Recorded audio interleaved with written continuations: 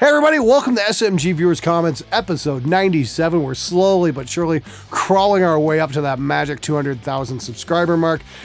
So if you haven't got your entries into the SMG Oldies But Baddies contest, please do so in the next couple days, because if we haven't hit it by now, we are going to in the next few days.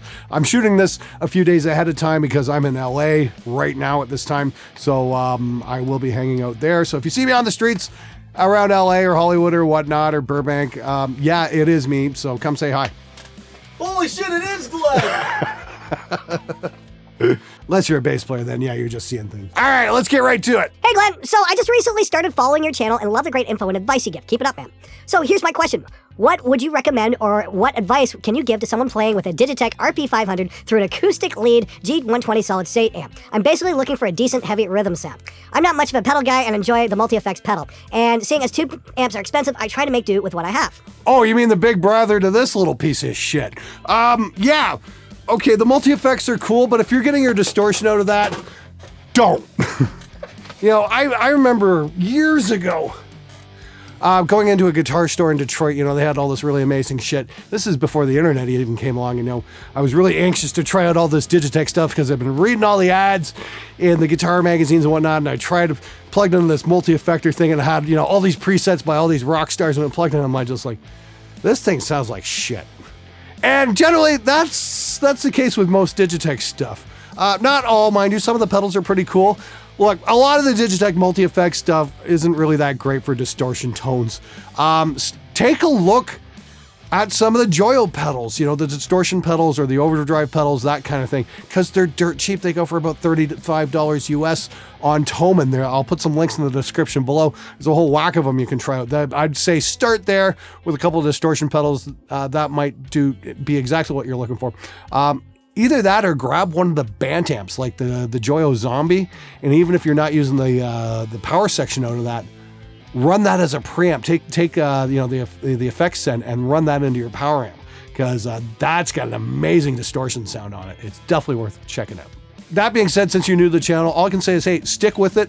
Watch some of my reviews coming up, because I try and cover all ends of the spectrum when it comes to, you know, the expensive gear or the cheaper stuff as well, because I'm always looking for the best bang for the buck we can possibly get for you guys, because I know what it's like to be a struggling musician. I used to be thin once too. Glenn, how many more subs/views before you can go full-time on YouTube? Might be a while. I'm not sure yet. Like I said, I'm right around the 200,000 mark. For what I know, the ad rates haven't still bounced back completely yet, so it might be a little longer than I expected. We'll see. I mean, like, all we can do is watch and see what happens. Meanwhile, I've got a lot of other cool things coming up in terms of software development. Me and Warren Hewitt over at Produce Like a Pro, we're going to be teaming up and doing a bunch of cool stuff. We're going to be doing some multi-track lessons, which you can get the Pro Mix Academy. That's going to be a great way to support things. My SMG live events, if you guys jump on there, that's a great way to support the channel as well. But as it stands, yeah, who knows? Maybe this year, maybe next year, I'll be going full-time YouTube. Hopefully. We'll see what happens. All I can do is, you know, count on your support. It's like, I can work my ass off on this end, but, you know, if you guys don't watch the show, I'm really fucked. What is your approach to slap bass in hard rock and metal? Think in the direction of Korn, Metallica with Rob, Mudvayne, and Rage Against the Machine. How do you dial in the sound for that, and how do you record it? Thanks. Great question, man. That's where I say a good hardware compressor is going to go a long way, because bass is a very dynamic instrument in terms of amplitude. You know, there's soft picking, and then you start, you know, slamming into it and whatnot. You want to even out the peaks and the valleys. You want to get that under control a little bit, and a good compressor will do you a lot of good. Generally, when I record bass, I like to record with a hardware compressor on the way in before it even hits the converters. Generally, I'll be hitting it with Emperical Labs Distressor, but I've also got the IGS Alter 500, which is basically a rack mount 1176. That's a little more aggressive, so if somebody's really slamming on the bass, I'll run them into that, and that'll get things under control. You got to be a little more careful with the Alter 500, because you can fuck the sound up on your way in if you get too aggressive with it. You have to take a very sparing approach with that. That being said, if you don't have that kind of money, I definitely check out the Darkglass pedal compressor. I reviewed that. If you go through my Fearless Gear reviews, it's in there, and that is an amazing pedal. I know Keith Wilkinson, the guy who plays a lot of bass for me on the show, absolutely loves the Darkglass pedal. It is absolutely fucking magnificent. If you want to get a great bass compressor and not break the bank on a super high-end compressor, yeah, the Darkglass is definitely the way to go. I'll have a link in the description below, by the way. You can check that out. Hey Glenn, I'm a subscriber to Nail the Mix and wanted your opinion on something. A lot of mixers for each month's songs rely heavily on samples to produce their drum sounds. I know your opinion on samples, but do you ever think you are doing a disservice to your clients and young producers who watch your video to speak so heavily against samples? Well, I don't do a disservice to my clients because they know what they're getting into when they walk in here. They know they're going to get a real drum sound. I'm not going to toot my horn about a lot of stuff, but I do know how to record drums pretty decently. There's a million guitar players out there who can kick my ass, but I've kind of, specialized in recording live drums for a very long time. So I know what I'm capable of. My gripe is it seems to be becoming sort of a lost art a lot of the time. I mean, like, the Nail the Mix stuff is great, but I find a lot of guys are relying way too heavily on samples because you're basically relying on someone else's work to get your drum sounds for you. And I really miss, the whole live drum thing. I mean, like, give me a good Martin Birch drum sound any day of the week, or Tom Allen or somebody like that who just got these magnificent acoustic drum sounds. I really fucking miss that. That being said, I understand it costs a lot of money to record live drums. You need a great drum set. You need a great drummer. You need a great room. You need great equipment, great mics, great preamps, all that shit. All that shit adds up, and that's definitely out of reach for a lot of people. So I do understand the sample thing. See the next question. Hey Glenn, I know you hate inappropriate use of drum samples, but I live in a third world country where good quality mics and preamps are a luxury. I think using drum samples, our drummer uses an etiquette, and amp sims is the best way to record our songs. What do you think about it? Cheers from the Dominican Republic. If you like the sun, great beaches, and awesome food, come visit sometime. Hey Jose, thank you so much for writing in. I think that's the first comment I've got from the Dominican. I will take you up on that. I am always looking to go vacation somewhere. So yeah, Dominican's kind of been on my wish list for a while. So hope to see you there someday, buddy. That would be fucking amazing. PM me. We'll talk. But anyway, as opposed to your question, dude, you're in the Dominican. Make music any way you can. I mean, look, I get it. But when I rag about drum sounds, I'm talking about major label releases. I'm talking about big budget projects and engineers who have amazing skills, who are using, samples maybe a bit to kind of enhance the acoustic drum sounds. And it's like I said, I look back at some of my favorite records in the 70s and early 80s, and they were getting these incredible drum sounds. I mean, I just can't see ever putting on something like 2112 and thinking, wow, that would sound so much better with some drum samples, But, work within your means. I mean, like, yeah, if you're in the Dominican and you've got amp sims and drum samples, dude, do it any way you can. Fucking get that music out there and give it everything you got. I think that's fucking amazing. You guys are even making music. So fucking go for it as far as I'm concerned. Good for you guys. I once recorded an incredible left-handed drummer who played kick with his right foot, which meant his hi-hat was in between the rack and the floor tom. You gonna tell him to move the hi-hat? Probably not. I always find when the hat's over on the other side between the rack tom and the floor tom, it's far enough away from the snare. It's not an issue at all. So there you go. I wish more drummers would play with the hi-hat over there, honestly. It's when they start doing the crossover thing, they get a little too heavy-handed. Hey Glenn, awesome video. I absolutely love your content. I do have a question. My band has a bassist who has an aged Hamer bass with a warped neck and apparently ancient strings. I told him to get new strings and he agreed. He whined about his warped neck. No any ways the broke meathead can get his guitar neck fixed, or does he for once have to shell out money for the repair? By the way, keep doing what you're doing, man. Shoutouts from the East United States. Hey man, that's a very common problem. Chances are he's probably never had a single neck job done on that bass ever. That's a common problem with a lot of bass players. Oh, my neck's warped. Basically, it just sounds like the thing needs a truss rod adjustment. I'm not going to go into it in depth here, but watch a couple YouTube videos and see how it's done. Basically, you got to take the cover off and just crank it down. Remember, lefty loosey, righty tighty. You want to turn it to the right a little bit and flatten that neck out. Always go in quarter crank increments. Quarter crank, wait for it to move the wood, give it a couple minutes, then maybe another quarter crank. Be very, very sparing with it. Don't overdo it. And if you're really not that confident about it, yes, take it to your local repair shop. Shouldn't be too tough. I mean, this was the exact same situation with my Fender Jazz bass that I picked up dirt cheap because the kid didn't realize what he had. And yeah, the neck was really bowed badly and he had these horrible strings on it. I want to change out the strings, cleaned up the guitar, polished the frets. That's always a big help. And, straighten the neck out and the thing plays magnificently. And it's one of the best bass guitars I've ever had up until I got the Dingwall. Here's a contradiction. You advise people to take the Zen of screaming and learn from it. Then again, cross yourself, show singers how to cup the mic.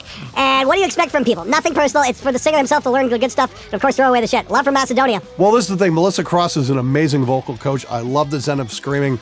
But even I'd tell her, hey, Stop cupping the mic, dumbass. She will teach you how to breathe and get the most efficiency out of your lungs, and that's fucking great. And like I said, I've seen that course work wonders on vocalists. Still doesn't mean she knows anything about how to hold a microphone correctly. She's not a sound engineer. Here's a great comparison for you. Melissa Cross is an amazing vocal performance teacher, but Dave Royer is an amazing microphone designer. And guess what? I gave him a whole bunch of stop cupping the mic dumbass stickers because he asked me for them. I'm in S-band with some friends of mine in high school. We only do covers, and we want to start writing, but don't know how. Advice? Take English lessons first. Secondly, there's probably all kinds of like little songwriting courses you can take online or through YouTube and whatnot. I'll give you some advice a friend of mine gave me way back in the 80s, you know, back before you were a wet spot on your mommy's couch. Write 3 parts for a song and see how you can fit them together. Listen to some of the songs you like and kind of mimic that, and then kind of find your own thing and do that. But generally start with 3 parts. A verse, a chorus, and maybe a bridge. Just take it simple and see how everything fits together. Good luck, man. I had to search high and low to find musicians that don't have alcohol or drug problems. I like the group Facebook chat idea. Unfortunately, yeah, that is going to be one thing you're going to have to deal with when you're doing bands. Is you're going to have to deal with bandmates who have substance abuse problems. It's like any walk of life, you know. It just, I don't know, for some reason it seems to really congregate among musicians, and you know, separating the wheat from the chaff can be a real pain in the ass. And I've seen cases where, you know, great bands have fallen apart due to substance abuse. So good luck to you, man. I think this is something we're all gonna have to struggle with from time to time. It's awesome how you can get such an angry tone out of the Mjolnir without any add-ons. It's like a pissed off chihuahua that's got the nuts of a dragon. Yeah, I'm pretty shocked actually with the Joyo Mjolnir. It's pretty damn impressive. We're going to be doing a full demo on that in a week or two. We're going to be doing some 7-string stuff with it, I would imagine. Yeah, gnarly little amp, great price. If you guys are curious, check out my Joyo unboxing, and yeah, check it out at Toman. The link's in the description below. It's definitely a very cool amp for not a lot of money.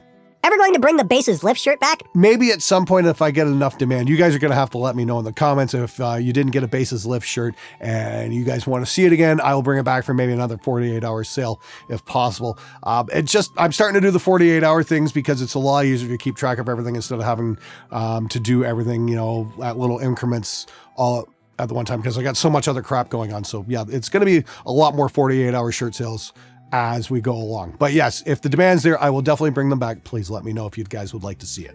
Oh yeah, guys, before I forget, if you've been interested in owning a Rev Generator or a Rev Generator 120, you can check out the link in the description below and use the discount code SMG10 and you can take 10% off the sticker cost of a Rev Generator 100 or 120. They're not exactly what I could call cheap amps, and every little bit you can save will definitely help. 10% off that is no small change.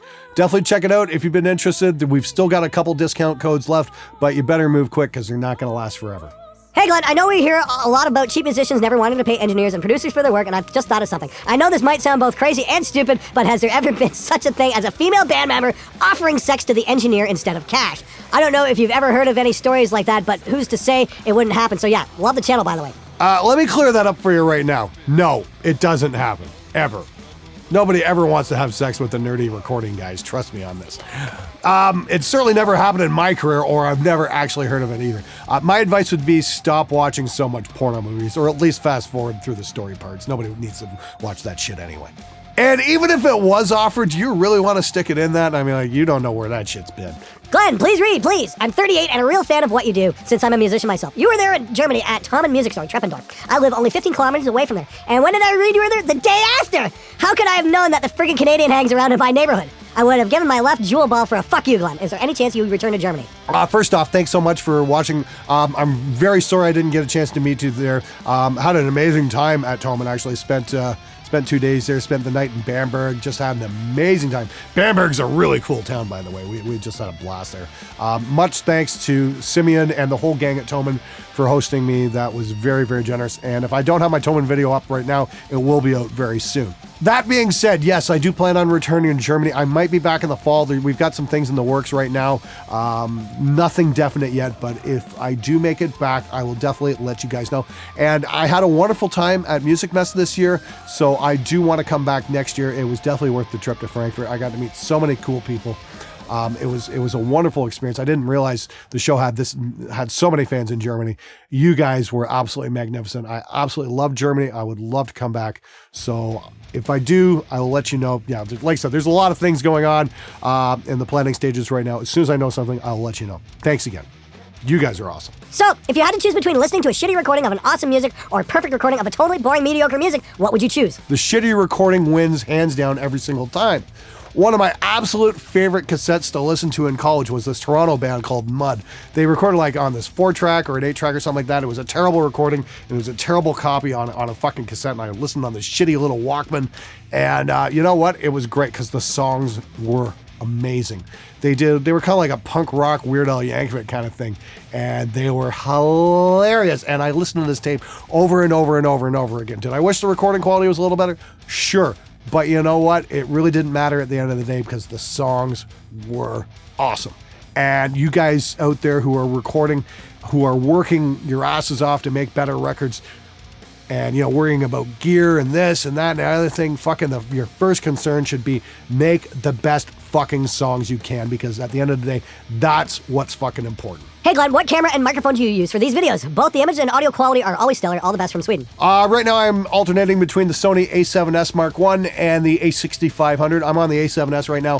I'm using just a real cheap Studio Projects C4 condenser right here. That's a real cheap Studio Projects C4 condenser right there. But the big thing is my homemade KinoFlow lights. I've got a video in my archive that shows you guys how to build them for yourselves. And the most important thing when it comes to film and video is your lighting. Doesn't really matter so much the camera, as long as the lighting's great, you're gonna get a pretty good image. Nice to see an American saying wanka. You know what'd be nice to see? A dumb lying bastard learn to tell the difference between an American and a Canadian. See, the Queen's on my money too. All right, guys, that's it for this episode. If you're curious about some of the stuff I was discussing in the episode, as always, there's links in the description below. And don't forget about that Rev discount code, SMG10. There's only a couple of those left, so grab a Rev amp while you can. That's it for this episode. I will see you guys next time for episode 98. Hey guys, thanks so much for watching this episode. If you like the content, please support the channel either at my SMG shop or through my Patreon. If you want to see more, hit one of the playlists. Thanks for watching. I'm out of here.